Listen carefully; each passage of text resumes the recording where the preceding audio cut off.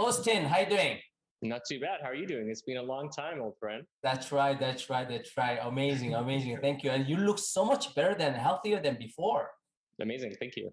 So, so when was it? So you and I worked together. When was it? It's going to be about 12 years ago now. Because Wow. the Good Life Fitness was my first job. That was probably 2008. So it's about 13 years ago. I was only like 18 or 19 at the time. I I'll be know, 32 this year. So it's been a long time, man. That was crazy. 18 and 19, like I saw you like so focused. You know what you want to do.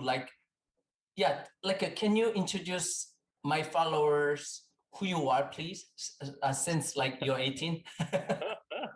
Sure. So my name is Austin Norris. I'm a personal trainer and massage therapist with a focus on therapeutic exercise prescription, as well as doing physical conditioning for performing artists, such as ballet and circus professionals.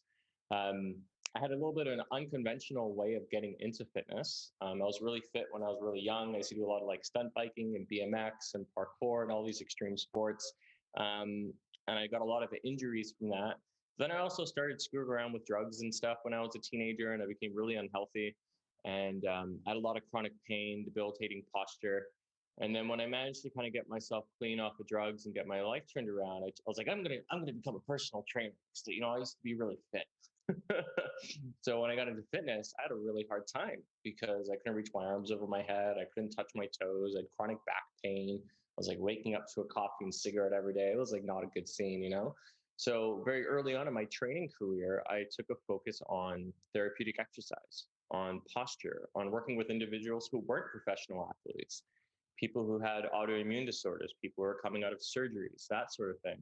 So it's very interesting that now I'm kind of like moving into the realm of physical therapy. I've kind of come this full circle, starting from fitness into rehab and back. So when I was 18, I went to George Brown College for fitness and lifestyle management. And that was a 3-year program compressed into 2 years. And that's around the time that I met you. So I was also working full-time at Good Life. I actually interviewed at every single Good Life Fitness in Toronto to master the interview process until I got the job at Yonge and St. Clair. It was great. And then, over the last 13 years, it's been a wild ride. At some point, I stumbled into something called functional neuroscience therapy. So like Neurokinetic Therapy and P-DTR. And when I found that, I was like, I really need to do more manual therapy in my practice. My movement therapy practice is so limited by my lack of manual therapy skills.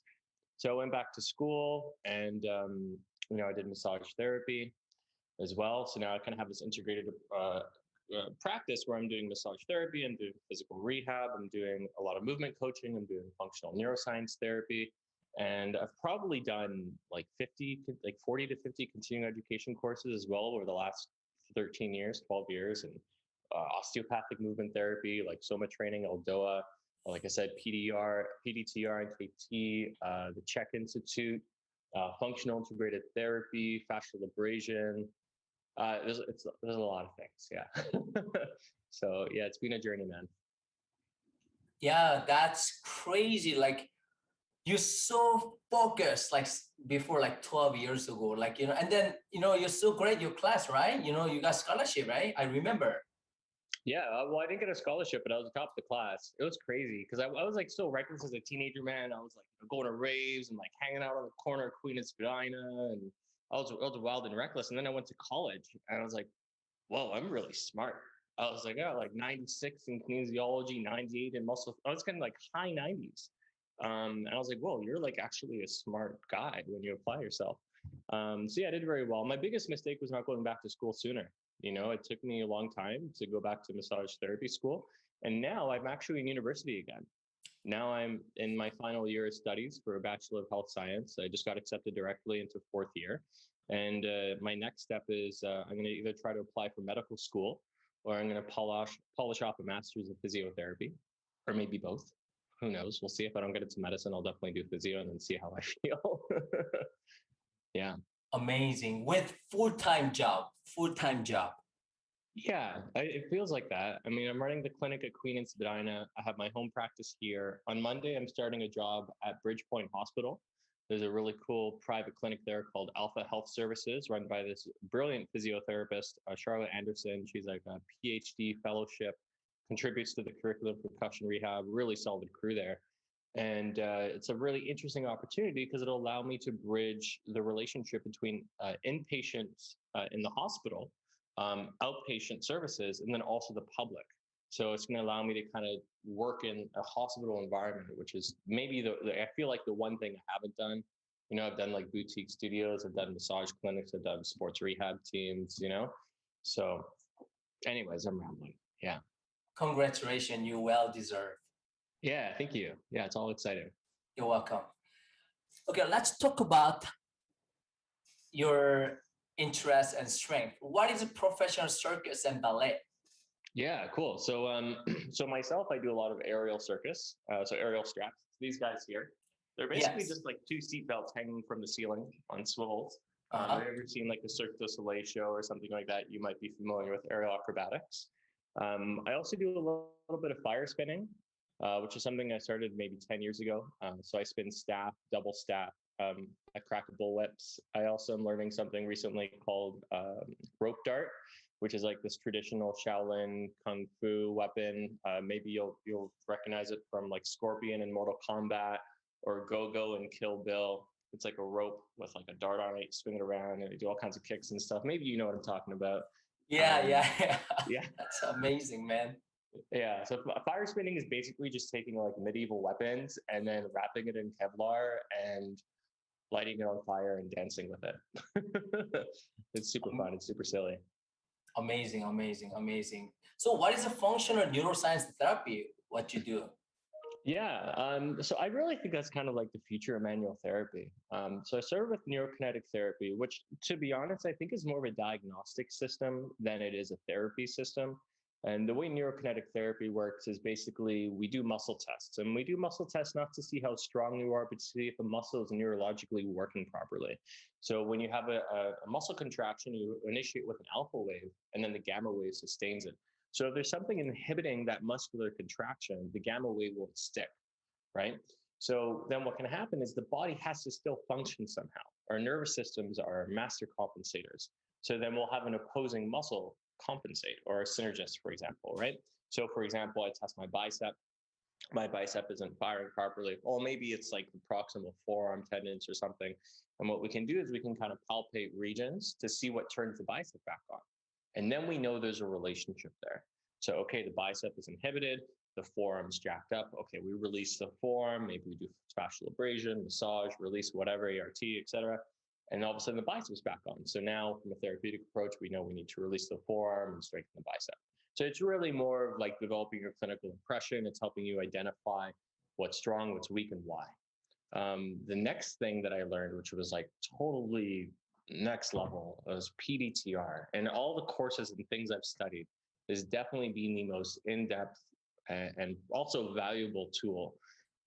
So I studied P-DTR for about 2 years. It took to do the full program over, I think it might have been like 12 weekends or something. It's quite a bit. And P-DTR is like, it's honestly, it's like computer science, man. It's so cool. It's like hacking the nervous system. So I think the simplest way to summarize it is that your brain is like a computer. All right. You have information that goes into your brain, and then you have a response. If you have corrupt information going into the brain, you can only have a corrupt response. So that corrupt information manifests in the form of what we call receptor dysfunctions. So you have 32 different types of stimulus, and you have like mechanoreceptors, nociceptors, et cetera, et cetera. So things like sharp pain, slow pain, skin stretch, but also things like auditory memory, visualization, complex emotion, temperature, et cetera, et cetera. And so when you have a trauma, you have an injury, or say faulty posture or poor movement habits, whatever it may be, you can actually create sensory receptor corruption. And so then what's happening is you're getting bad information into the brain, and so then the nervous system can't respond properly, right? So here's a strange example of how P-DTR can work. We had a patient, she had pain in her knee, right, after a car crash, but the knee wasn't like implicated in the accident. But every time she thought of the sound of the car crash, she would get throbbing pain in her knee. And so what happened is the nervous system had rewired itself to have a slow pain dysfunction in the knee related to the sound of the car crash. So we can have her think about the sound of the car crash and then stimulate the region where the pain receptors are. and then treat it and reset that receptor relationship, and her pain's gone. So there's all kinds of really cool uses for it, like physical rehab, like that, for example, but also in the performance aspect, because these receptor dysfunctions will create compensation patterns in the body. It will cause a chronic inhibition, chronic hyperfacilitation, chronic pain, restricted range of motion, like amazing results of things like frozen shoulder, disc herniations, et cetera, et cetera. Wow, sounds amazing. And then, like the neurotransmitter and then brain detoxification also help that too, right? Yeah. So having good brain health is really important to prevent these receptor dysfunctions. These receptor dysfunctions usually happen because of monotasking, when we lose our ability to multitask. So a simple test you can do with someone, you can check to see if a muscle's working properly, and then you can have them do a bunch of activities. So maybe we're going to start blinking the eyes. Maybe we're going to blink the eyes and then do this, and then have them talk at the same time. Each one is another task. At some point, you start to blow out, right? So if you have poor neuro health, say that's from like poor nutrition or stress or whatever it is, you start to lose your ability to multitask.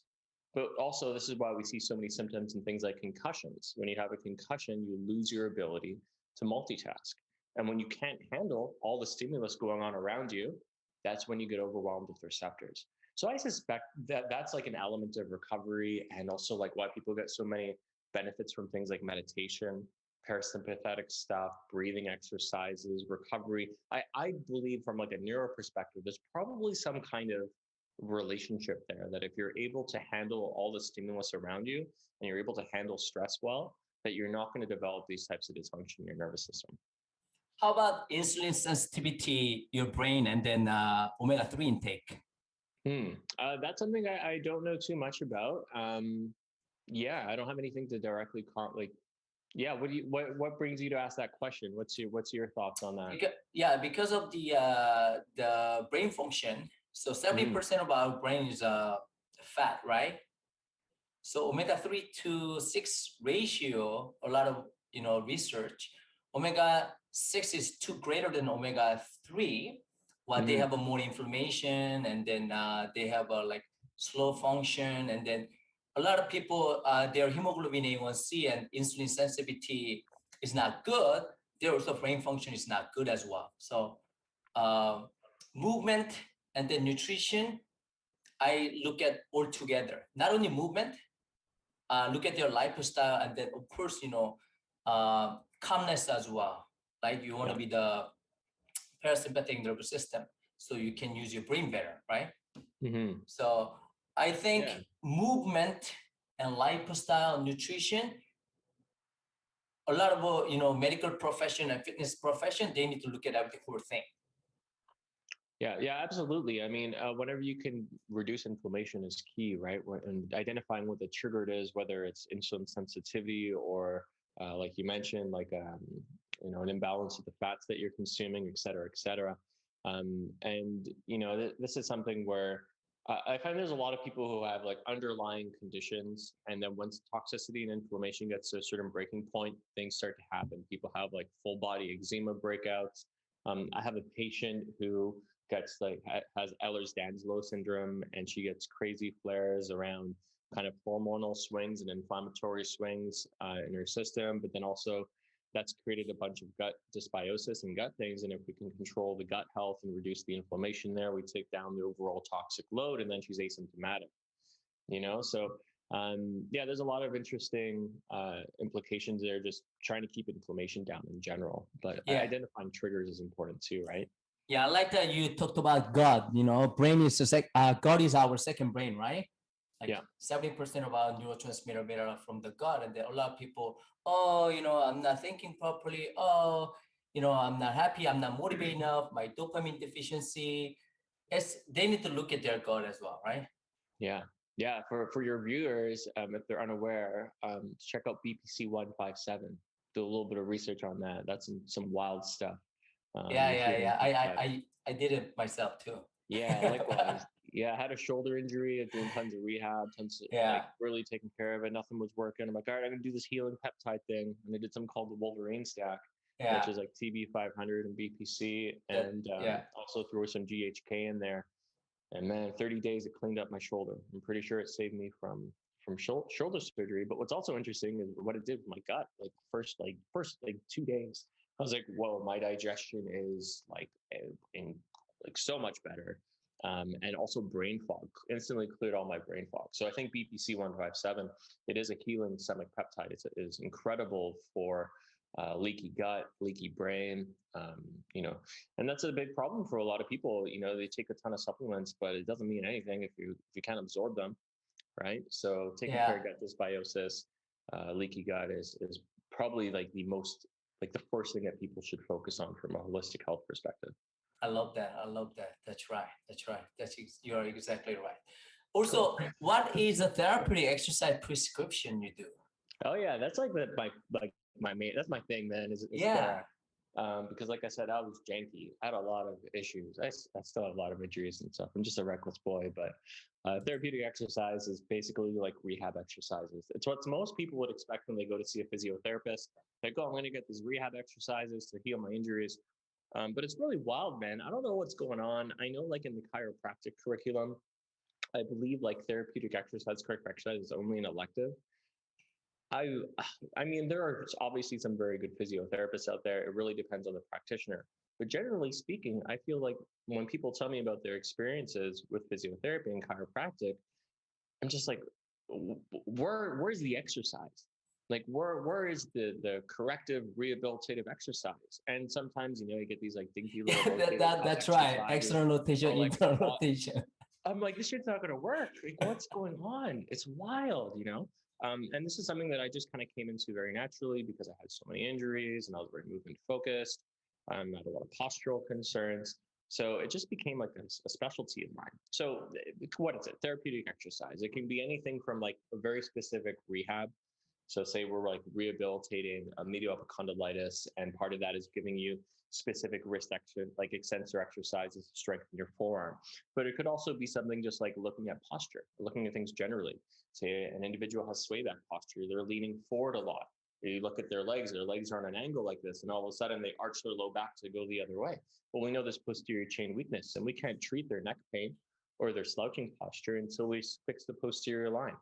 So we need to do hamstring strengthening exercises. We need to glute exercises. We need to do like ELDOA and spinal decompression for the lumbar spine to bring things back into alignment, to get things to function properly. Now, the big problem with this, I find, is that people are not reverse engineering their exercises to a level that's appropriate for them. So you have a weak core. Well, not every core exercise is going to work for you. Most of them are going to be way too intense. And you're going to train your hip flexors. You're going to train your neck. You're going to compensate with all kinds of things and use everything but your core.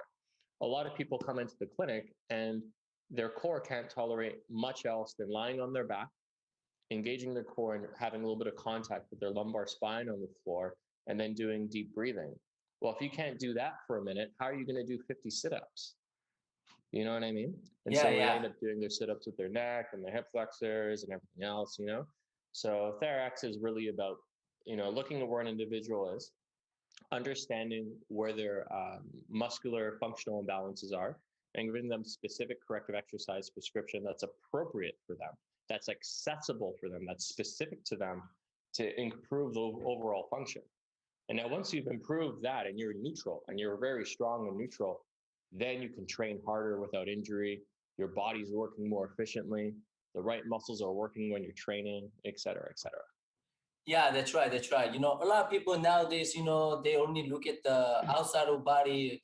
Oh, bench press, chin up, chin up.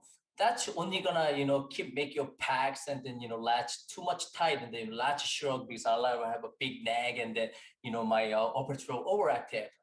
Then you have a movement impairment, right? So you need to work Yeah. on your rhomboid and lower trap, and then, you know, a lot of people need to have a good balance. But nowadays, a lot of people don't care about movement and balance. They only care about just the size and then good looking.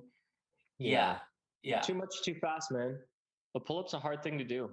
Like, and honestly, like most people who come into the clinic, like, and they say they do pull-ups, like, okay, show me your pull-ups. They're doing their pull-ups with their chest. When they pull, they're doing this, that's right? right. So they're not Yeah, working their back, they're working their pecs, their upper traps, and then they're complaining about neck pain. Yep. and shoulder issues. Well, it's because you're doing these super high intensity exercises that while you can do them, if you need to do them, you're not doing them properly and they're doing you more harm than good. Yes. Yeah. So use that theory. So how to apply, what is your interest, cholestatic and then error aquabatics. So what is that? Yeah. So we can talk about that a little bit. So, I've never been a sports guy. You tell me a sports team, I might not be able to tell you what sport it is. I think I maybe watched one hockey game in my life. But I like art. My mother was an artist and she had a big influence on me. And so I've always really appreciated things like ballet and circus. And I'm like a little guy, like I'm 156 pounds and not like a super big guy. I have really good calisthenic strength. I've always been able to do like a ton of pull-ups and front levers and back levers. And I started rock climbing when I was 12. And, I keep seeing this aero acrobatic stuff. I'm like, this is really cool. This is like really, really awesome. It's like the Olympic gymnast rings, but like dance. And so I was like, I'm going to try and do that. And as it is with anyone else who does circus, it really takes over your life quite quickly. Aerial straps, for example, it's such an intense athletic endeavor. And if you don't train it like 3-4 times a week, you're not going to get any good, and, the people, my friends who are professional circus acrobats and like my girlfriend, like she's training 20 hours a week, like easily doing 20 hours a week of circus training, so there's that. And then, I like a lot of the calisthenic stuff too that isn't circus. I'm working on my one-arm pull-up right now. I'm doing front lever training, back lever training, my planche training. I'm working on getting my planche push-up back. Can you show me some like movement, please? Like circus stuff? Yeah, some movement. Yeah, like I can show you something really quick. Let's do that really quick. Yeah, let's see. Yeah. Not everyone has a gym set up for your interviews, eh? Yeah. This is my living room, by the way. I appreciate that. That's amazing. I love your sauna over there. Sauna is. So. Yeah, most people have a really big TV in their living room, right? So my biggest piece of fitness advice is make fitness accessible. So that's right. This is your living room. It's just gonna happen. You're gonna get fit almost by accident. All right, so let's call it roll up. This is probably the thing that people are most familiar with when it comes to aerial straps. So start easy, please. Start easy. Do some warm up and do it. Okay, don't go everything too difficult one first. Okay, I don't want. Okay. Yeah, do some warm up first. Okay. Yeah. Just looking at it, like one more thing. So the strap, you can actually wrap them around our limbs, which is kind of cool. It kind of allows you to be a little stronger with the lever system. This here is called a roll up. So it's almost like a dynamic iron cross. So go into this position here. And then just go right over.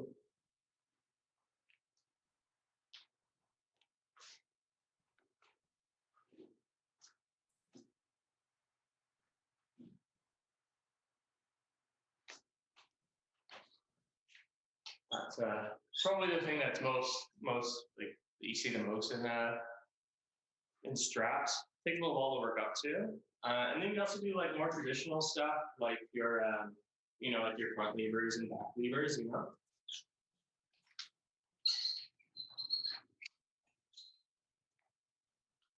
Crazy, man. That's amazing. What's that? Oh yeah. Amazing strength. That's not easy. That's just something you kind of do from a bar as well, And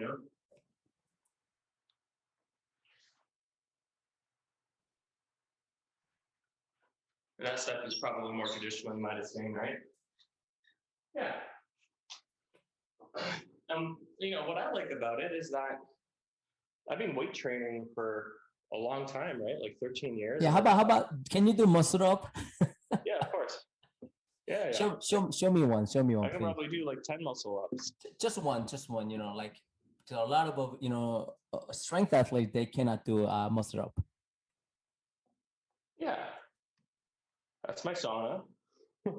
That's a funny story in itself, how I got that there. All right.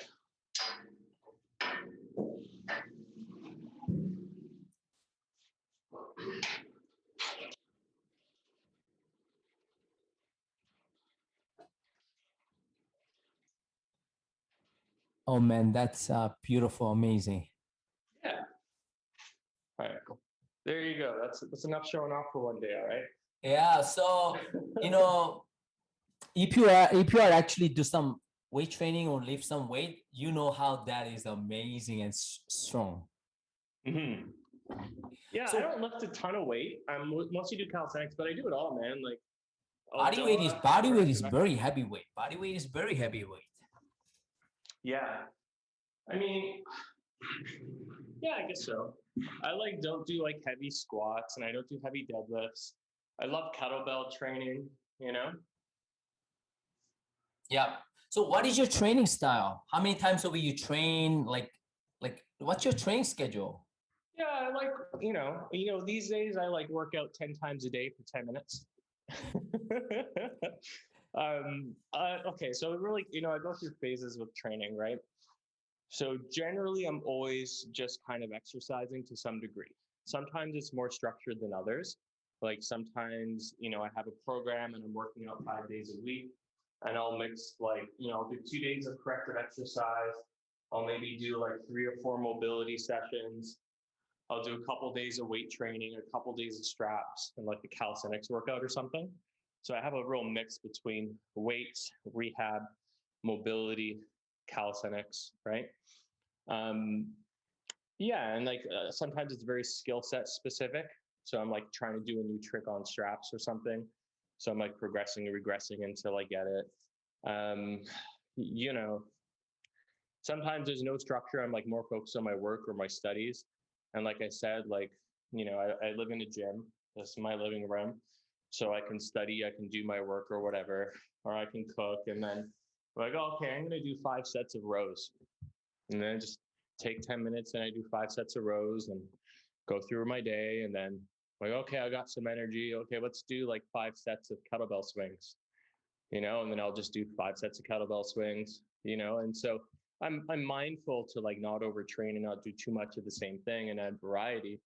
But sometimes I'm training circus for 2 or 3 hours straight, and I'll do like a really intense like circus training session. And then there's other days or even weeks where it's like really unstructured, and I just exercise. Yeah. Amazing, amazing. What do you think about cardio? I don't know. Bedrooms and dance floors. That's what cardio. I don't really do much cardio, man. Yeah. That's why you're so healthy. You know what? Kettlebell swings. That's right. That's what I do. Kettlebell swings is my like. If I like feel like, oh, I want to like lean out for a photo shoot or something, and I'm like feel like I want to cut some fat. Um, Intermittent fasting and then kettlebell swings, high intensity. So I'll do like 30 reps of a kettlebell swing, right? I'll take a 1 minute rest and then do another 30 reps. And I'll just do multiple sets of high rep, like moderate weight kettlebell swings just to get my heart rate up and kind of have that interval training. And this Yeah, way I'm strengthening my posterior line and building postural endurance in my posterior chain, right? I'm activating my glutes and my hamstrings, and that's cardio. You try that. Try and do 30 kettlebell swings for like 5 sets or 10 sets with a minute rest in between. That's cardio. Yeah. that's right. I don't do cardio. My weight training is cardio. I do like every day. So every day I do some weight training and the yoga and the meditation as well, like taekwondo. So when Yeah. I train, I do like superset or circuit. So my heart rate, like when I lift in weight, like usually 150, 180 beat per minute. And then I move up to next exercise and then down to what, like a 120. So my 30 to 40 minutes, my overall, my heart rate is like in between 145 to 165. That's cardio. Yeah. Yeah, we've always had very different training styles though. Like I remember like the stories you tell me about like just how disciplined you are, man. I remember you telling me stories about like taping your eyes open in Korea while you're like studying and like setting an alarm in the middle of the night to wake up and eat rice in the middle of the night so you can like meet your macros. Like you're like, your heart. I don't know my heart rate, man. I don't remember the last time I checked my heart rate was. I remember the last time I like counted how many carbohydrates I ate in a day. you know, but good on you, man. Like you've done so like you're in such great shape, man. Like Thank you. I remember back in your like Good Life Trainer of the Year days. Like you're ripped, man. Thank you. Thank you. You know, my background is actually engineering, right? Yeah. So I like to measure everything. Now, okay, nowadays I don't measure unless I'm so serious. When I'm serious, like preparing for photo shoot or whatever, I check my ketone level, my glucose. I try my CGM, continuous glucose monitor, like, Yeah. aura ring, biohacking. I like to measure everything. But now I don't measure. But, like, that's the thing. We need to have some sort of idea, right? A lot of people, they don't have an idea. Oh, you know what? I'm doing my best, but my heart rate is right now 110. Yeah. Right. So yeah, but you look amazing, man, amazing. And then, so what's your you said like you eat whatever you want, whenever you want, and then you have a great shape. So let's share about your nutrition. Like, Yeah. what do you eat? Honestly, it's about habits, man. It's really just about like knowing your body and being in tune to your body and being like, this it upsets my gut. I probably shouldn't eat that. Okay. Like probably shouldn't eat an entire tub of ice cream, but a little bit's okay. You know, yesterday, for example, I had some like lamb chops for breakfast. In the evening, I had like two chicken breasts that I cut up into like a big salad. And I had like all kinds of greens in there, onions, tomatoes, berries, spinach, just balsamic vinegar and olive oil. That's like my go-to meal, by the way. It's just like meat and greens.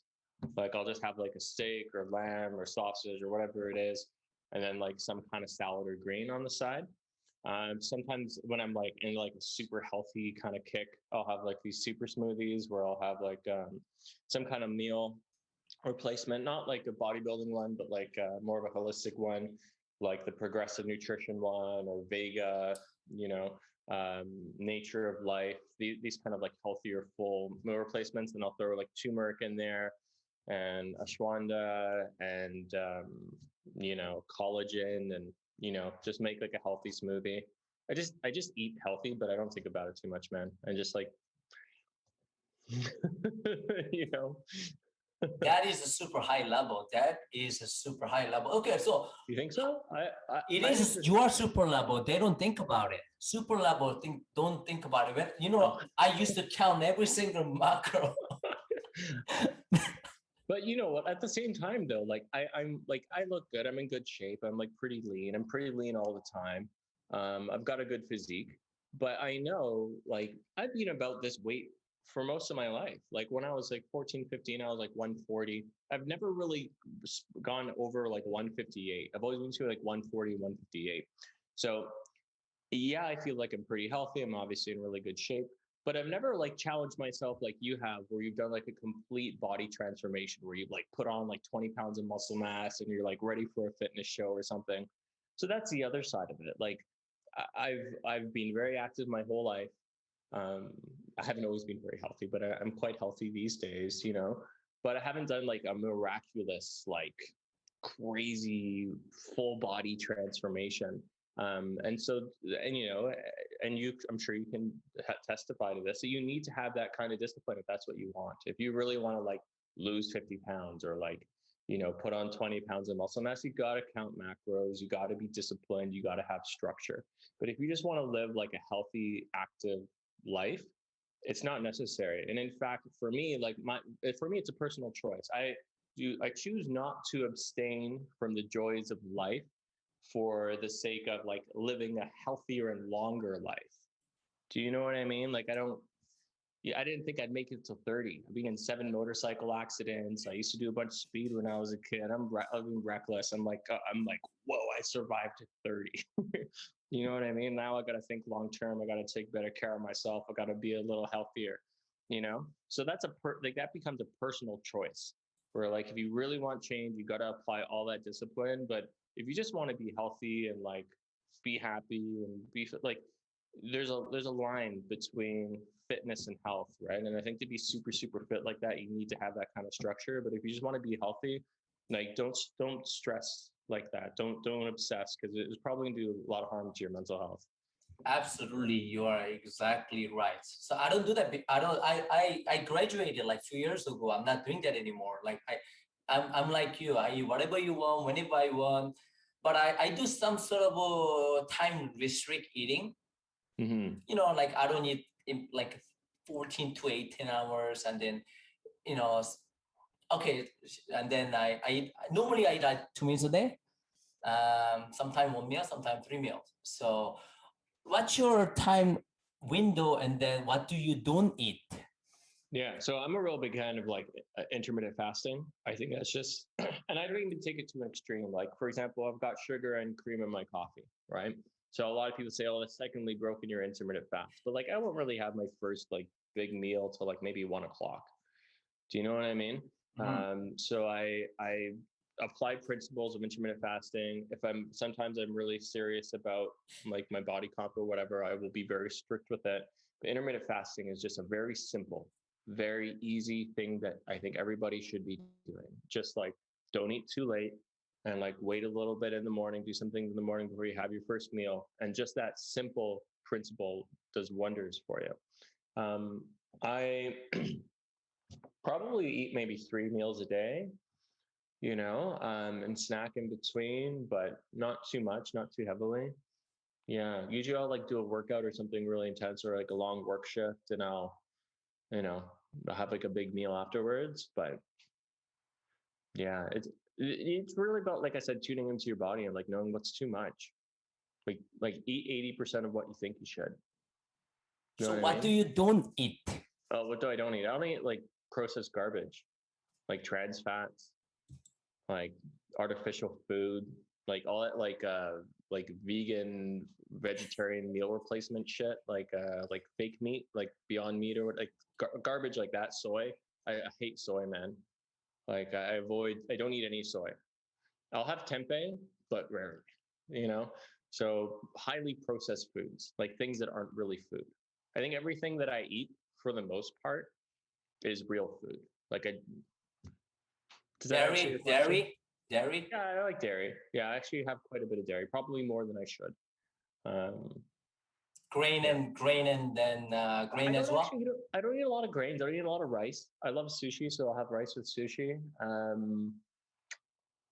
But yeah, usually I don't. I like don't feel the need to like have rice with my meal or like have some bread with my meal. And maybe that's one of the reasons why I'm so lean. I really think my diet is mostly just like meat and greens and coffee. I drink a lot of coffee too, and scotch. Yeah, that's right. Yeah, how about beer? Yeah, that's a downfall for me, man. Honestly, like I think that's probably one thing that I should. And I do this in phases where I'm like, oh, I'm like getting fat from drinking beer. So then I'll like stop drinking beer and only have liquor. But yeah, I like my beers. I like my IPAs. I like my stouts. I like my porters. I like the heavier beers. But that's another thing with drinking. It's just knowing. Like if I have 3 beers, I'm gonna feel it in my gut. If I have like 1.5, 2, depending on the beer, like if I have two, like if I have like really hoppy IPAs, that's going to do a number on my gut. So, maybe I'll have like one IPA and one stout, and that'll be it. Because I know if I go past that point, it's not worth it. That's right. How about supplement? Supplements are cool. Yeah. Collagen. I've actually noticed a difference with collagen and the quality of my fascia. I do other things too, like the infrared sauna and the red light therapy. Creatine. When I fight, I take creatine. I do before lockdown, a lot of Krav Maga, which is kind of like most people know as like the Israeli martial art, like military martial arts. It's combative art more than a martial art. But you get like bumped around a lot, you get a lot of like head shaking around or getting hit in the head and stuff, right? And so the creatine, because of the ATP, really helps reduce neuroinflammation from low trauma to the brain. So one of the first things you do when you have a concussion is creatine.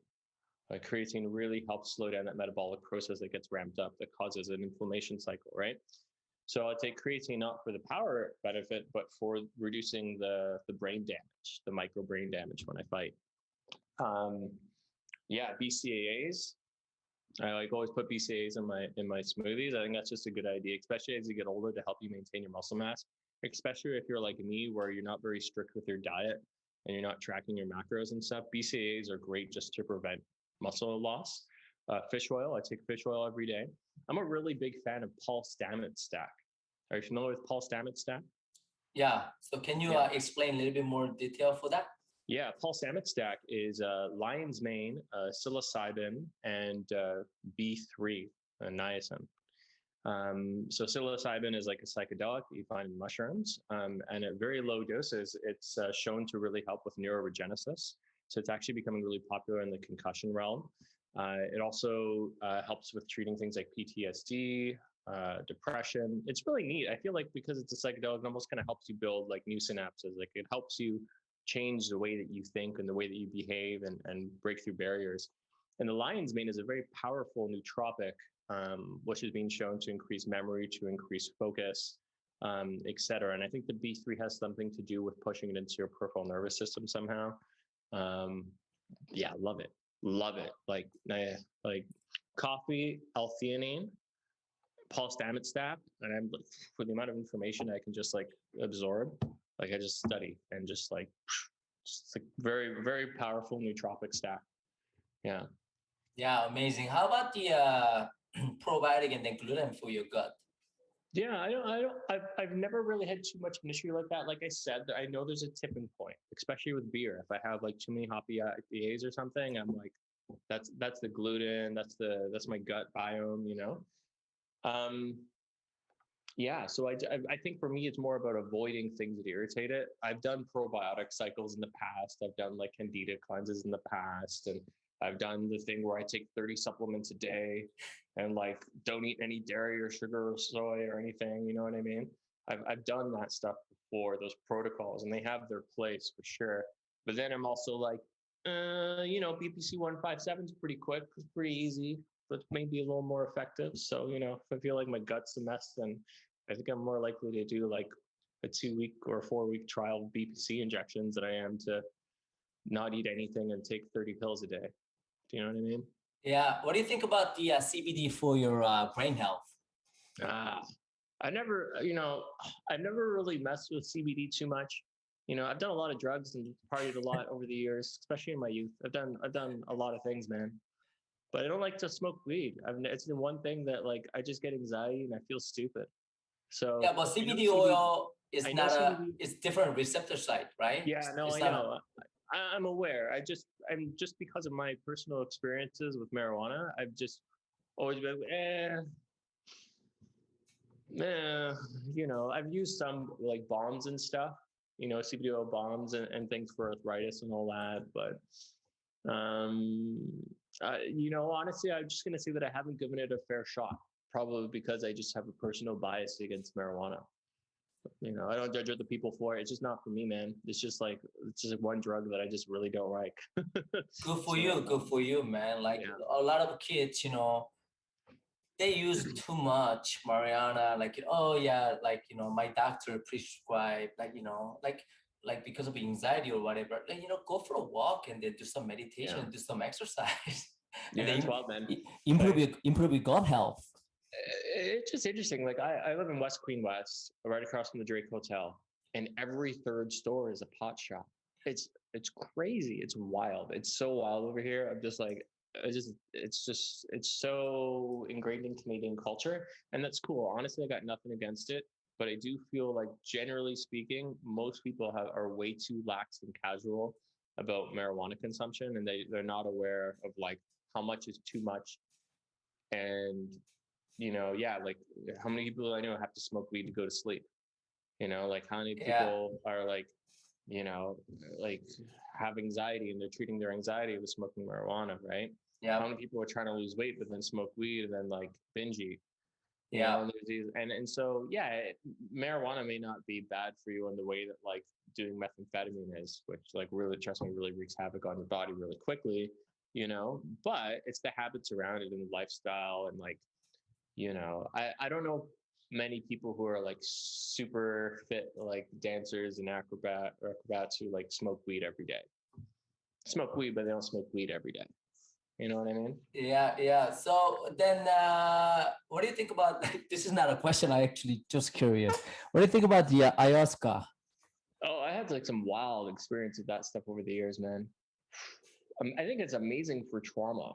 So my first ayahuasca experience, I was maybe 22 or 23. I had a very violent childhood. I experienced a lot of violence. Not so much at home, but like at school, like every single day. I like had a schizophrenic psychosis when I was 12 for 6 months. That was like trauma induced. I had a very traumatic childhood. I had a lot of walls up. I had a lot of like emotional dysregulation. And I remember when I was young, my early 20 years, I like cleaned up, I got off drugs, but I was so strict.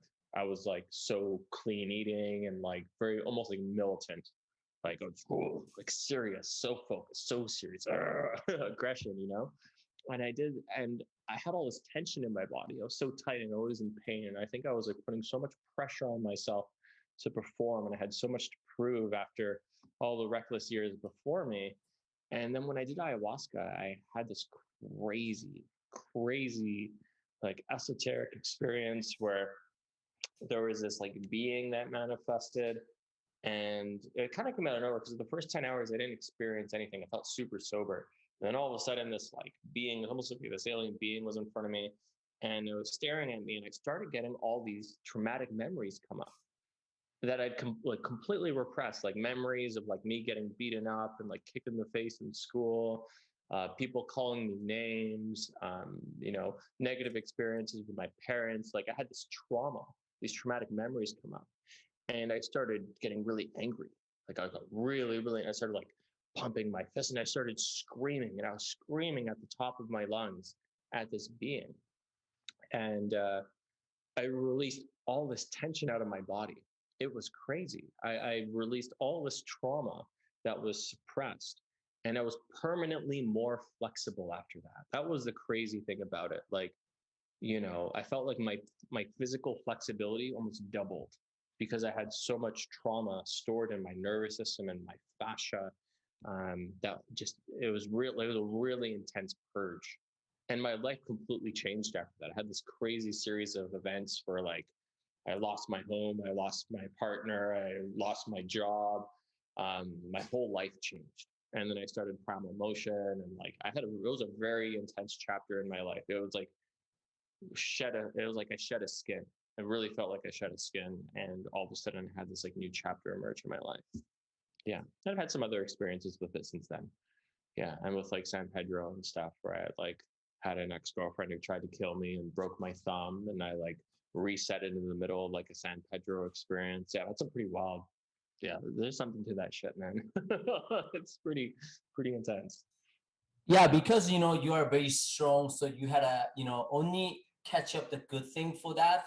But a lot of kids, they addict to that.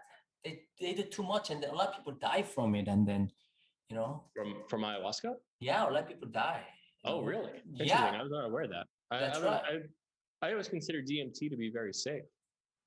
No, like when you do South America, a lot of kids die. Wow. So to Mexico, a lot of people die. So is this overdose or suicide?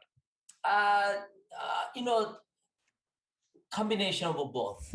So if you really want to do it, I would say like I never done it. I didn't do yet, but if I'm gonna do it, I would do with like a medical profession. They can do CPR, right?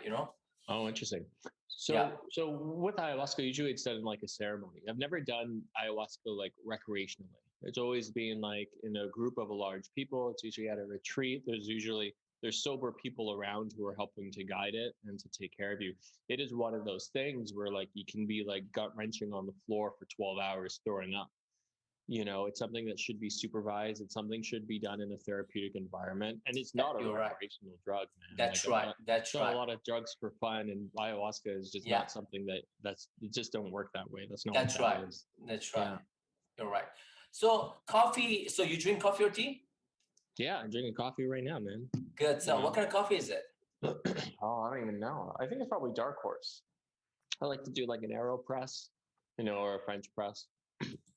Yeah. So you drink coffee till when? Like you can drink in the morning. Yeah. I mean, you gotta like remember, like I said, I had like as a teenager, I had a very significant substance abuse problem with methamphetamine.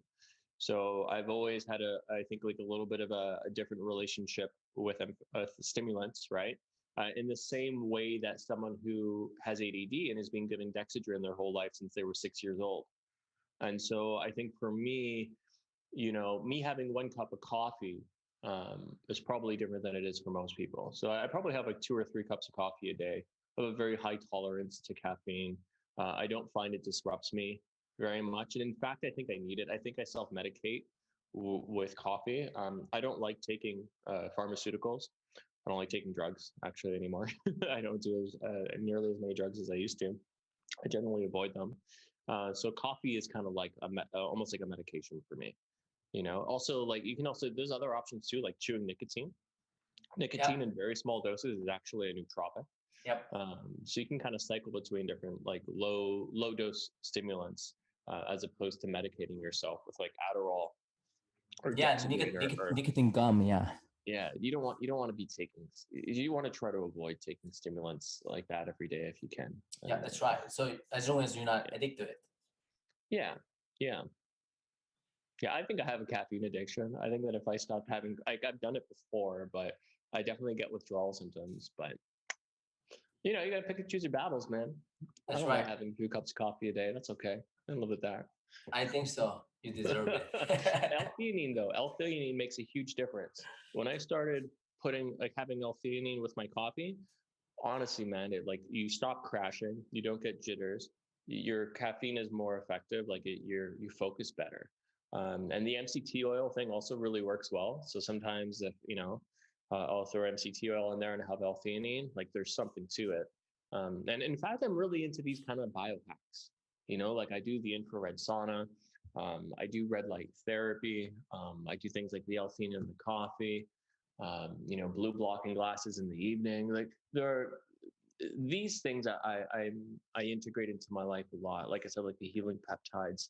So those things, it's all about return on investment, right? And there are things that give you a really good return on your investment of time and energy. And so personally, I'm more interested in my work as a therapist, and I'm more interested in my education and into my practice and how I can help other people than I am in my own health. And I think that's maybe one of the reasons why over the years, I've drifted more into manual therapy, became a massage therapist. Now I'm pursuing physiotherapy or medicine, as opposed to, doing more fitness modeling and more, bodybuilding.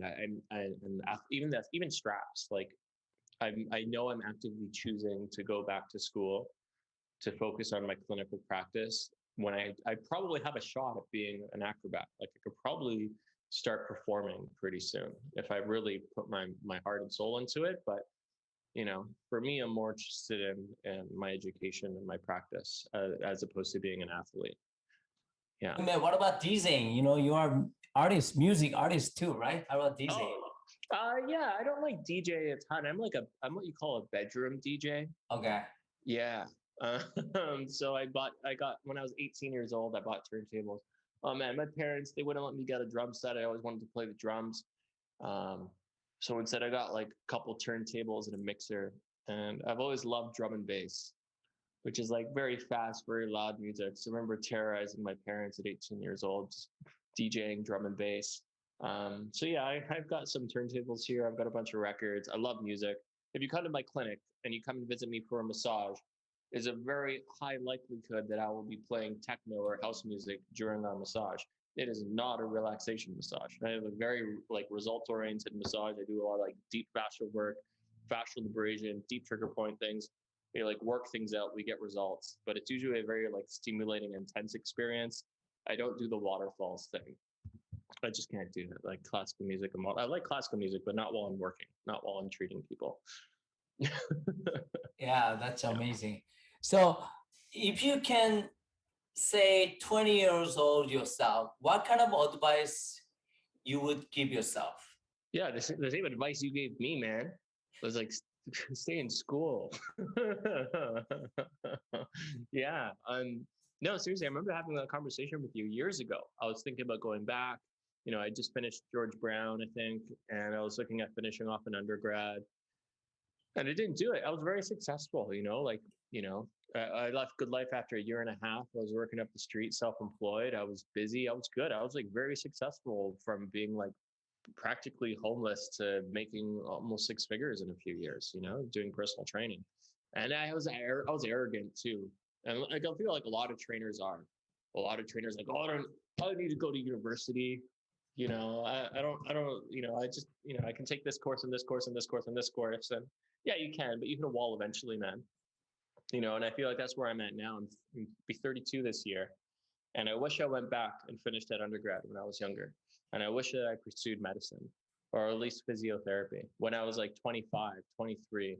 Because now I'm doing it at 32. I'm 32. I'm just finishing off my last year of undergrad, which, believe me, really sucks after all the education I've done and all the success I've had. It's really grueling to do an undergrad at 32. And then if I do my master's, that'll take me to 35. Or if I get into medical school, that'll take me to 40 years old. And there's nothing wrong with that either. Like if say I want to become an orthopedic surgeon, that might not work out for me. They might judge me for my age. They might be like, oh, you're 40 years old, you're going to do a 5-year surgical residency, you're only going to have 20 years of practice. We'd rather take a 27 or 28-year-old than a 40-year-old. But you can still be a doctor at 40. There's a lot of people who have done it. But man, if I had done that earlier, right. And I think a lot of that was the sphere of influence. I think there was like, I had some really good mentors and some good trainers and stuff around me. But there's certainly like, when you become a good trainer, there's a lot to be proud of because 80% of trainers drop out within the first 3 years. Most people can't cut it. Most trainers suck. Like they don't know their biceps from their triceps, and the people who are dominating the personal training industry are like in the top 5%. These are people who have, like I said, like, I think you had Steven on the other day. Like Steven's another great example of someone who's constantly in a course, like him and I have both done like, 50 courses or something like that over the years. Just every year we're doing 2, 3, 4 courses. And so, and you're like that as well. And, some of my mentors too. So there's a lot to be proud of, but there is a scope of practice. And this was something that became very apparent to me when I became an RMT. And it's wild that RMTs are regulated healthcare professionals. I'm an RMT. I love being an RMT, but it's only a year and a half of school. Every other healthcare professional, it's like at least like 4 years, But you notice a difference. You have a scope of practice. You work within a scope of practice. You have a role within healthcare. You have a certain level of medical authority, And so I can work with my hands on people in a way that you can't as a personal trainer, not legally anyways, right? But then if I become a physiotherapist, well, now I can use medical technology. So now I can use the low-level laser therapy. I can do the red light therapy. I can diagnose musculoskeletal injuries. So now, because my scope is larger, all of that continuing education I've done is a lot more applicable. Do you know what I mean? If I become a doctor, even more so. So I think that probably be my advice to people, let's say people in the fitness industry, is like, don't seriously take a look at what your scope of practice could be. Because even if you want to be a personal trainer, like I'm sure you know a lot of them, there's a lot of chiropractors who are personal trainers. But because they're a chiropractor, they have an incredible scope of practice, right? And even though their passion is fitness, because they're also a chiro, there's like so many modalities and things that you can't do. And especially if you're someone like me or yourself or like Steven, who's always in a course, you should try and put some time and energy into the academic system to get your scope of practice. And a lot of it is garbage, man. Like a lot of the things you learn in like in massage college and fitness college and this undergrad I'm doing, it's just like, God, it's grueling. But the reality is sometimes you got to eat shit to get ahead, and it's worth putting in that time to like do the degree, do the master's, and it all happens so quickly. If you're going to be educating yourself all the time anyways, and you're a lifelong student, I think it's worth it to go to school. And I think a lot of the sphere of influence around me discouraged that, except for you. I remember you telling me go back to school, but a lot of people, you're making 6 figures, you're successful, you're doing well. Why do you need to go and like gruel yourself through undergrad or a master's, Anyways, I'm rambling. That's what I would tell myself. Go back to school, man. That's right. So university changed my life, until university, I didn't really study, high school. And it's not my podcast, it's for you. So I'm not going to tell my story, but I told you before anyway. So what are the top 3 things you learned past 2 years? P-DTR, man. That's wild. It's so cool. It's so cool. Neuroscience, man. Functional neuroscience is, in general, is a really cool field that's growing. Like there's all this new technology emerging with like functional MRIs and brain scans and what we're understanding about like neurophysiology, and then like functional neuro, which is like, hacking receptor systems. And it's so much more like what I could do in like 15 minutes of P-DTR is what I was doing in a 1 hour massage before. And sometimes the results are like instant, like, especially with things like whiplash and all that. So P-DTR, very powerful, very difficult course. It really is like going back to school and doing something more academic than like one of these weekend courses where you kind of show off and it's enjoyable. You get the content, you digest it on your own. P-DTR, you got to keep up. But for those of you who are in therapy, I highly recommend it. SomaTraining is kind of cool. I've been enjoying like the ELDOA and SomaTraining as well. ELDOA is so underrated, and I can't believe it's blown up. It hasn't blown up like yoga yet. ELDOA is basically using all the strength in your body against all the tension in your body along specific lines of myofascial pull to specifically decompress joints. So if you have an L5S1 herniation, there's an L5S1 ELDOA. If you have hip compression, there's a hip ELDOA.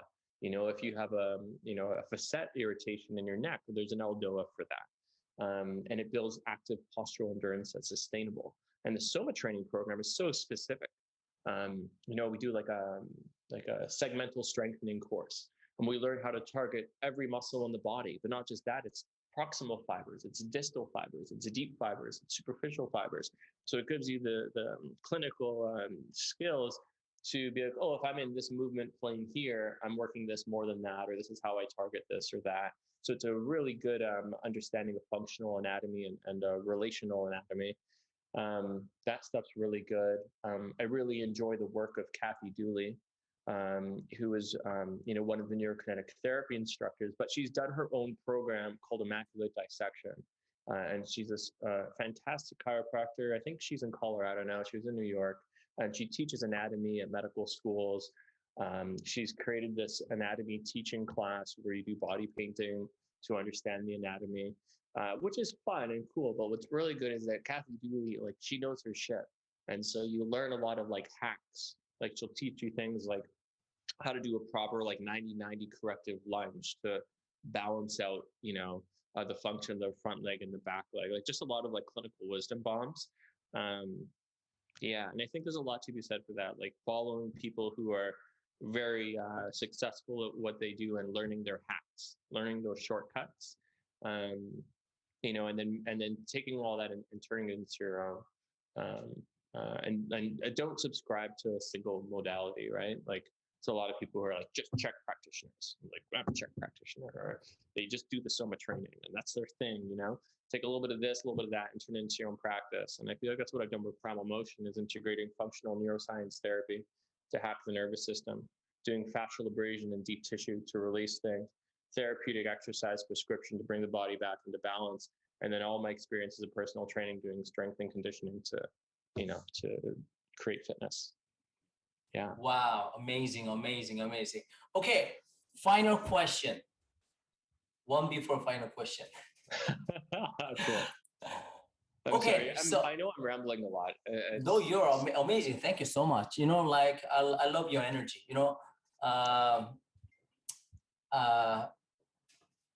okay. Say people, a lot of people come to see you, say 30 to 50 pounds overweight. Hey, Austin, I want to feel better.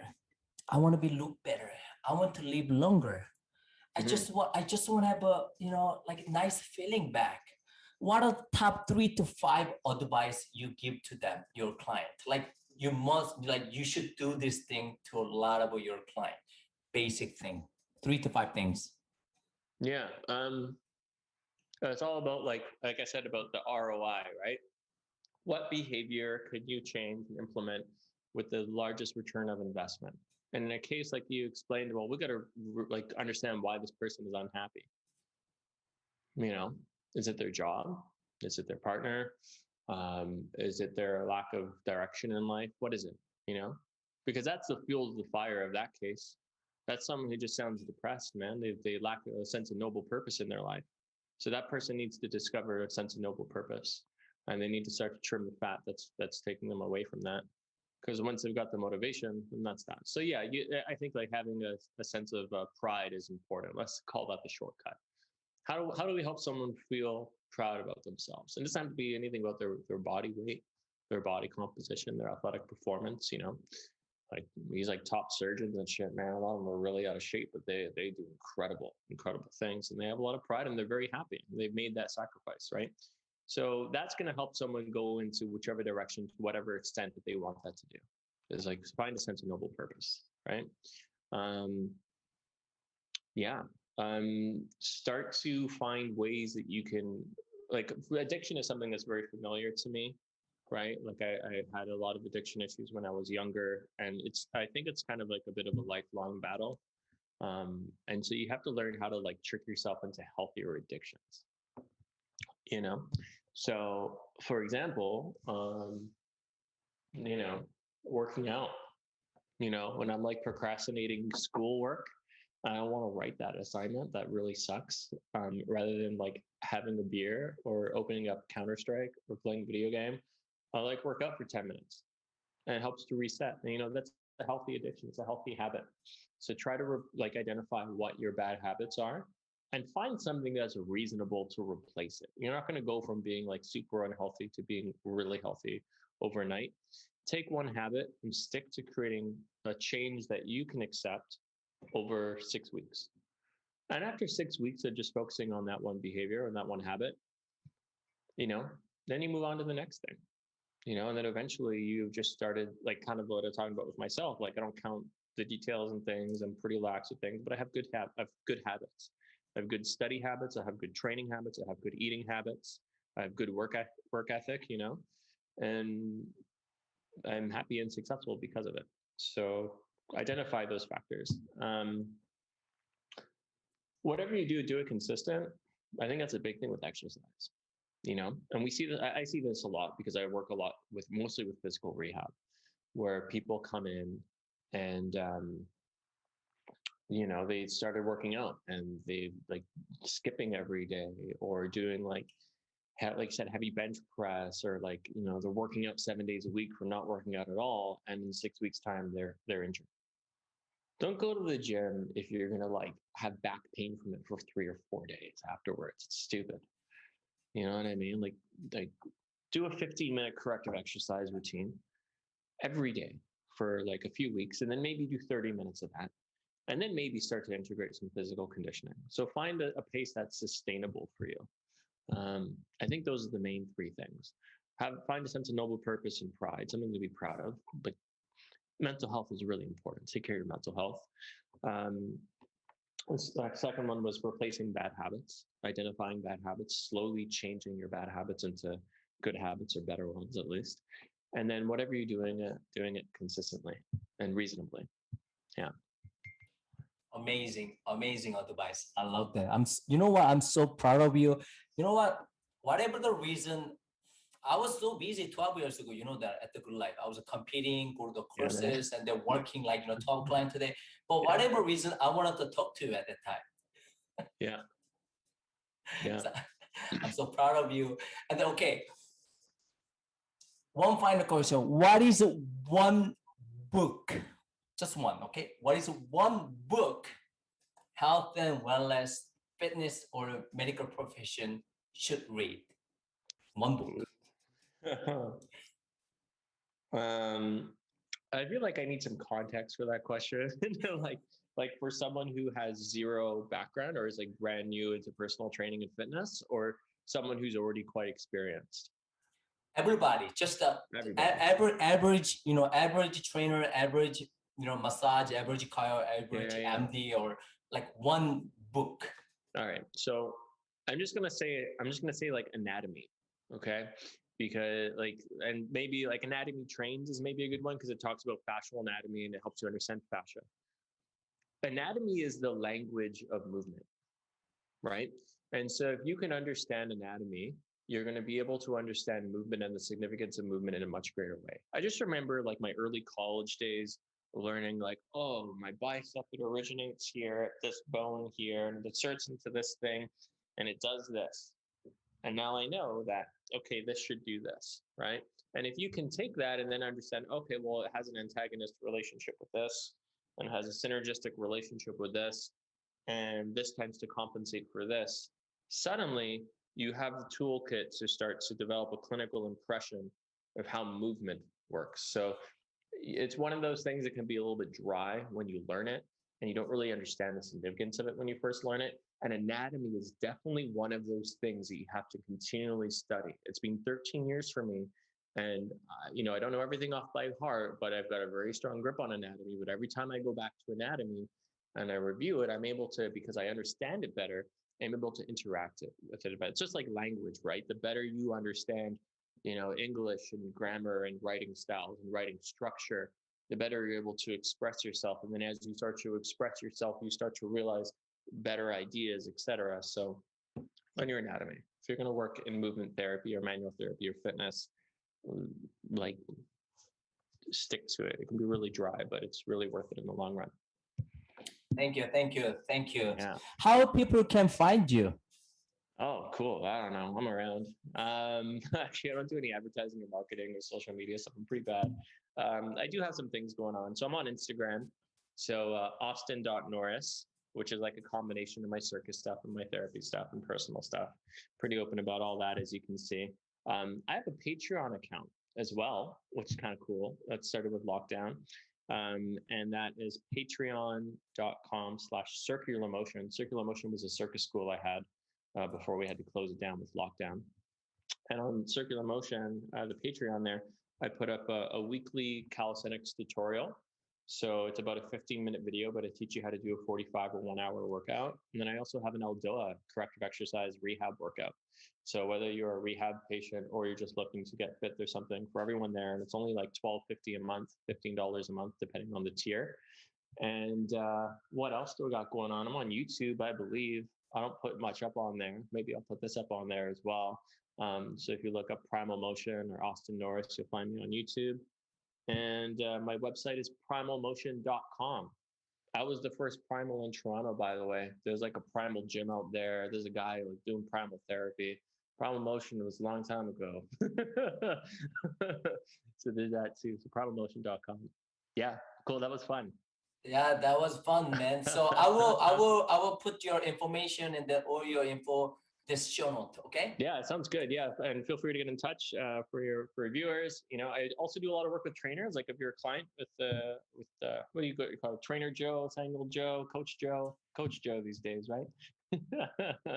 I do a lot of work collaborating with other personal trainers and with other therapists, where people come to see me just for the neuro, just for the massage and therapeutic exercise prescription. So if you're interested in that kind of thing and you feel like you want some help there, yeah, please get in touch.